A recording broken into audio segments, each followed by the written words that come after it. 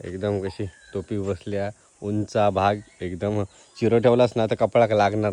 मंडळी नमस्कार. तुमका माहिती आहे कोकणात चिऱ्याची घरं जास्त करून बांधली जातात. तर जे घर बांधताव ना थंय चिऱ्याची वाहतूक जायत नाही, तर अशा वेळी काय करतात की हातगाडीन चिरो तिथं नेतात. तर हातगाडी पण काय काय ठिकाणी जायत नाही, तर अशा वेळी अंगमेहनतीने घेऊन जातात. पण अंगमेहनतीने घेताना ना डोक्यात चिरो जास्त लागतात. अशा वेळी जो ती काय उशी बनवत होता ती कशा प्रकारे बनवतो माका वाटतं हे व्हिडिओ कोणी अजून टाकला नसतात. तर आणि अशा वेळी तुमका तिथं एवढ्या लांब अंतरावरती चिरो नेऊचो असलो ना, जवळजवळ लय लांब आहे तिथं.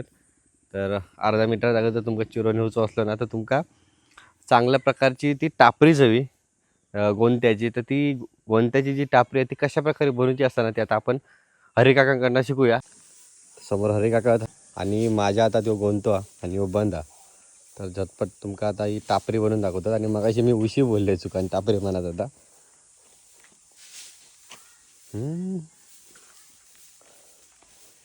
माका वाटतं की अजून कोणी ही व्हिडिओ टाकले नसतात की गोंतो कशा प्रकारे टापरी बनवतात. ही सध्या उपयोगी पडणारी वस्तू आहे.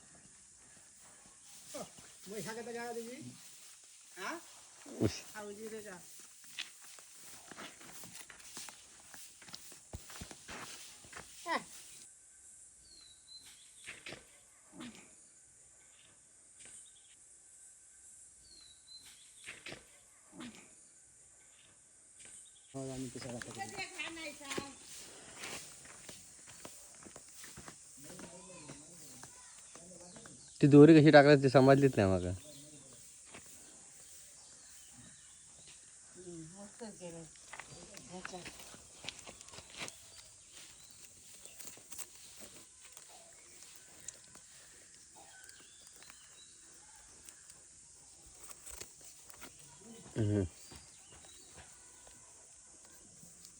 राजाचा मुकुट झालो आता फेटो.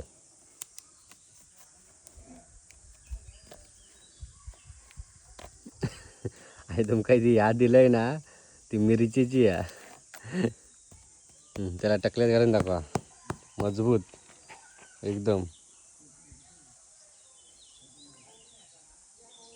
फिट असं वडा झाला ती. बघा एकदम कशी टोपी बसल्या, उंचा भाग एकदम चिरो ठेवलास ना तर कपडाक लागणार नाही. उतला एक चला. अजिबात तुमच्या डोक्याक लागणार नाही. एक नंबर. ही जशी आता नुकतीच बांधलेली आहे, 2-3 चिरे नेलास ना का तुमच्या कपडा एकदम फिट बसतली. तर कमेंट करून नक्की सांगा की तुमच्याकडे पण अशी टापरी बनवतात काय.